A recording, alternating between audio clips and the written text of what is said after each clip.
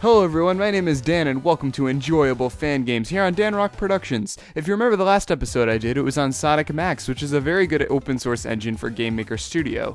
However, today we're going to be checking out a very similar engine called Sonic the Super Ring Engine 3, which was produced by a couple different people and has been ongoing for quite a few years now. I actually used it about a year ago, back when it was on, I think it was called Britain's Forum, and it's been hugely improved by DarkShadeX, as he's known on YouTube, and I'll have a link down to his YouTube channel and the release trailer below. The Super Ring Engine V3 is essentially the closest you're ever going to get to playing Sonic the Hedgehog 3 through Game Maker 8, or 8.1 depending on how you go. It doesn't really matter, it works with both, thankfully.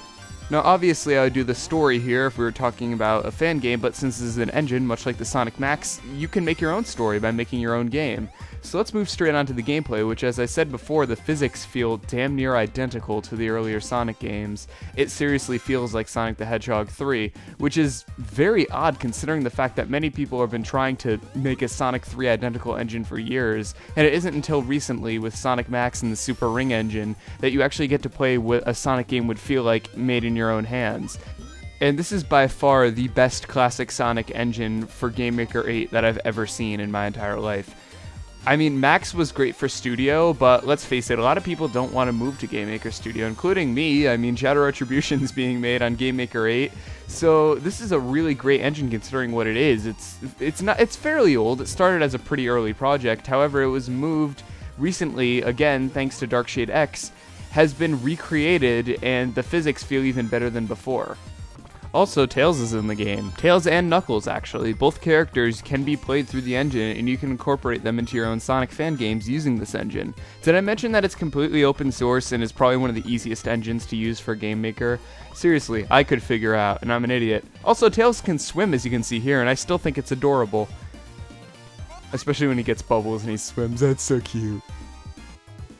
Also, to show how authentic this engine is in terms of a classic Sonic game, the creator ported in Emerald Hellzone from Sonic the Hedgehog 2 with working parallax and all. I tried to speedrun this just to show how good I am at Sonic 2, but ironically, the exact opposite thing happened and I jumped right into an enemy at the start. Just like the real Sonic 2. Seriously though, this level was actually also incorporated to show off the various gimmicks that this engine has, which there are lots of that you can play with. Lava, water, corkscrews, everything you could possibly imagine. So you could always use any of that in your fan game if you want to, or incorporate new gimmicks via code.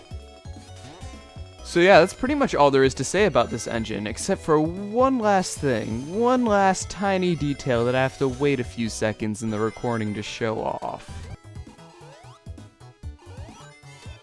Yep, Supersonic's in it. So yeah, you can play with Supersonic too, and he's as massively overpowered as he was in the early Genesis games, so you could always have fun with that. Look, I just spin dashed and like drove through half the level. Anyways, so this has been the Super Ring Engine V3. I'll have a download link in the description below.